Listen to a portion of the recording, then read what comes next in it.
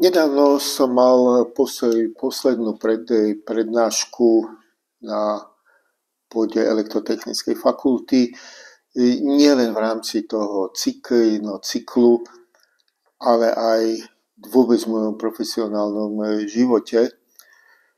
Na katedre fyziky som strávil v podstate 40 rokov. Zažil som tam všetky možné fázy, či už tá predrevolučná, socialistická, porevolučná, ktorá bola splnená aj s tými nádejami, chaosom, potom s tou vierou v to, že všetko robíme najlepšie. Takisto som sa do katedry fyziky, to je v konečnom dôsledku za veľa vďačím, som sa dostal či už na východ, na môj pobyt v Dubne, alebo dlhodobé pobyty v západnej Európe, hlavne v Nemecku, takisto do zámoria, do Ameriky. Nedostal by som sa tam. A tieto pobyty veľmi rozšírili môj pohľad na svet, možno aj ma zmenili. Zmenila ma k dobrému moja rodina, isté to so mnou nebolo vždy veľmi ľahké, ale to, že sme dokázali vydržať spolu, robíme si snad navzájom teraz po tých rokoch radosť. Čož na jednej strane chápem, na druhej strane ma to neteší, tak po ceste sme niekde tak postracali svoje deti. Moja dcéra je vo Švédsku, bude sa vydávať. Syn nedávno dokončil doktorát na ETH a už má založenú rodinu vo Švajčiarsku.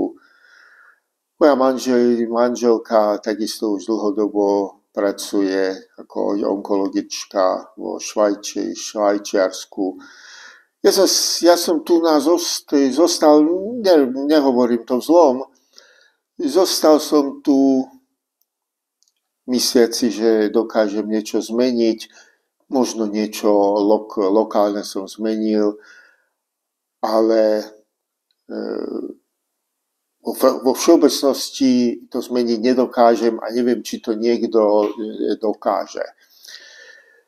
Vrátim sa späť k elektrofakulte alebo aj k celej STU, bývalej SVŠT. Musím konštatovať, a nemyslím to vzlom, musím konštatovať, že STU je rovnako zle vedená, ako je zle vedená táto krajina. To znamená, nie je za tým úmysel. Je to skrátka zle nastavený postup, ktorý vedie k zlým výsledkom. Preto ma ani veľmi nemrzelo, keď som posledný raz položil kriedu v posluchárni a povedal som, že už to teda robiť nebudem, pretože odchádzam do penzie. Nebol za tým smútok, bola dokonca taká istá nádej nových začiatkov, ktorým sa chcem venovať.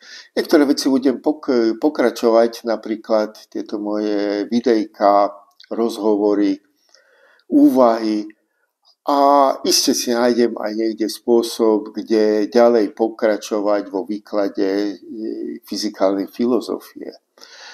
Totižto tie prednášky, ktoré som robil a sú aj zachytené tu na YouTube, skončili práve v tom kritickom bode.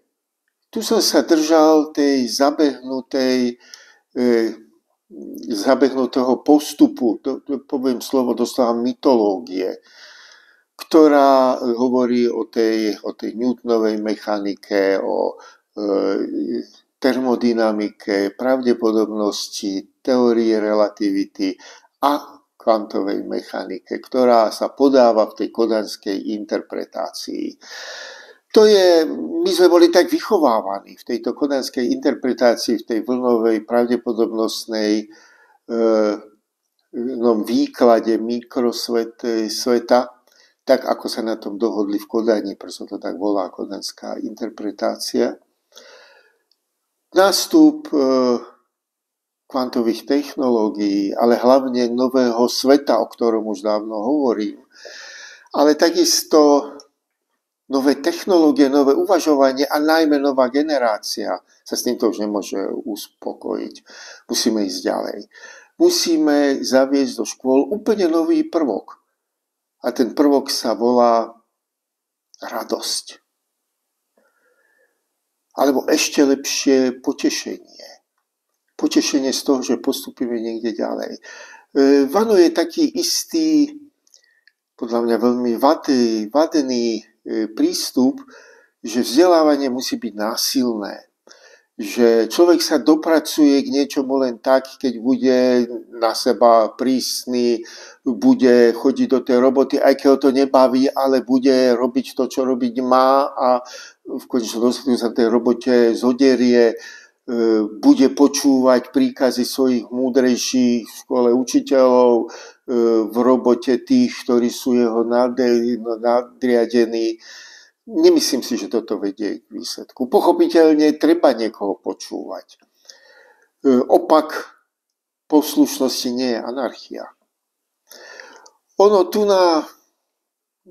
keď sa vrátim k svojej 40-ročnej pôsobení na univerzite, počas skúšobného obdobia, keď vidíme potácať sa takých bledých, doslova nazelenaných študentov, ktorí si horečnato pred skúškou opakujú posledné vzorce, aby si zahltili svoju operačnú pamäť a dokázali hovoriť len to, čo si čestne prečítali, alebo dokážu opísať z nejakého ťaháku, k čomu to môže viesť, ku ničomu.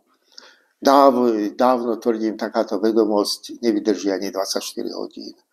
Ba navyše, po pol roku si ani nespomínajú, že aké skúške boli, pretože ak tá skúška je negatívny zážitok, tak náš mozog má tendenciu mazať negatívne zážitky. Takisto taká tá neomylnosť učiteľov. U nás v mojom okolí je väčšina svetových odborníkov, ktorí sú len zhodou okolností tu na Bratislave, ináč by dosiahli oveľa viacej. Ten žiak musí začať trpieť pesimizmom, keď vidí takého úspešného človeka, ktorý neustále dáva najavo, že nedosiahne jeho úroveň, pretože ten učiteľ je výnimočný a nemôže dať žiadnu pochybnosť o svojich pochybnostiach, alebo že by niečo nevedel. Dokonca môj spolužiak zo školky povedal, že ja s obľubou tvrdí vám, že neviem všetko, zďaleka neviem všetko, no tak to je pravda, aj keby som prišiel, keď som všetko vedel. To vravil, že to je znižovanie vážnosti profesorov. Nemyslím si to. Práve naopak o sebe rozširovať, že všetko viem a som neomylný, sa stane centrom zachrbtových posmeškov. Niekde som čítal takú príhodu o Monetovi, keď ešte v škole jeho učiteľ mu vyčítal, že maluje tak, ako keby to bola zábava. Monet mu na to hovorí: viete, pane, to nie je pre mňa zábava, je to radosť. Ja mám z toho potešenie. Ešte lepšie potešenie. A tu som si našiel knižku Človek a umenie od profesora Jána Albrechta, v podstate málo docenený bratislavský génius, všeumelec, hudobník, filozof, skutočne vzácny človek a náhodou na túto knižku narazíte, tak si aspoň niektoré časti s nej prečítajte. Tu budem citovať z tejto knižky. Úsmev patrí k pedagogike ako všeobecný prejav vnútornej radosti. Ľudia si totiž myslia, že len taká činnosť je vážená, ktorá chodí s odriekaním, premáhaním, odporu a nevôľou. Čím väčšmi sa premáhame, tým je práca vraj morálne zaslúženejšia. Nie je to pravda. A učiteľ nekoná správne, keď sa hrá pred žiakom na strašiaka, neuznávajúceho potešenie, ale len povinnosť. Žiak, ktorého práca baví, sa pritom môže dostať do konfliktu so svedomím, ako môže riešiť túto úlohu. Ešte niekoľko slov o radosti, humore a vtipe. Naši ľudia sa žiaľ dívajú na radosť a humor s dešpektom, lebo si pletú vážnosť so serióznosťou. Úsmev, radosť podľa nej znamená ľachtikárstvo alebo hlúposť, nezodpovednosť, nespoľahlivosť. Radosť je veľmi vážny cit, pramení z pozitívneho životného postoja. Je znakom určitej, aspoň relatívnej spokojnosti a nádeje. Absencia pozitívneho pocitu radosti a nádeje človeka sputnáva. Nie je schopný premôcť sa a mobilizovať k pozitívnemu činu vlastných síl. Vraví sa, že nespokojnosť nás dovedie ďalej. Nie je to však pravda. Aspoň nie takto v zjednodušenej podobe. Musí to byť nespokojnosť spokojnosti a nádeji. Inak človeka nespokojnosť ako finálny a integrujúci cit ochromuje. Človeka poháňa iba relatívna nespokojnosť. To je taká, ktorej rúb obsahuje radosť a nádej, ku ktorej by mohla nespokojnosť smerovať a dodať jej funkčnosť. Školu musíme zmeniť z tej takej prísnej inštitúcie, kde sa vyžaduje presné znenie bez tvorivého prvku. Radosť to nie je zábava.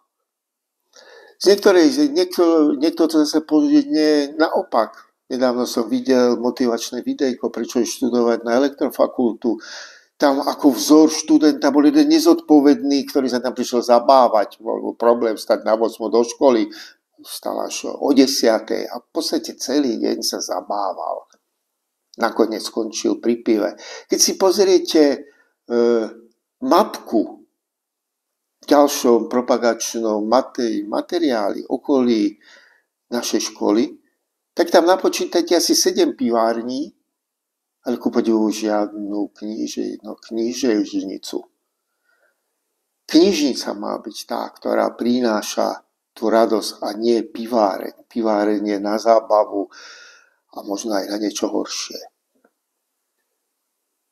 Toto je len také medzividejko, ktoré som potreboval si vyventilovať hlavu pri skončení. Určite budem pokračovať minimálne vo svojich filozofických úvahách, ale aj takisto k tom, čo je hlboko skryté. Najlepšie knižky som si vždy pokúpil na letiskách, aj teraz som cestoval takú okružnú cestu do Švédska, potom do Švajčiarska a späť. Kúpil som si niekoľko knížiek na letisku. Určite sa k tomu vrátim a budeme spoločne, tu podotýkam, spoločne hľadať východisko z toho, ako posunúť našu školu, našu spoločnosť, ale hlavne ako získať radosť z toho, čo robíme.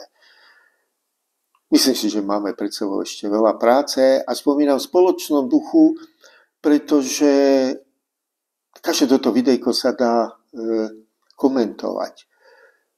Dlhú dobu sa vyskytoval veľmi zaujímavý človek, spolukomentátor týchto, komentátor týchto videok.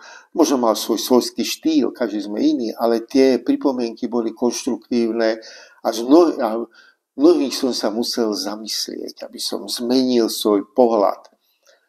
Skúste aj niekto z vás napísať nejaký komentár, pozitívny, negatívny, hlavne konštruktívny. čo máme robiť, aby sme získali späť radosť z toho, čo robíme.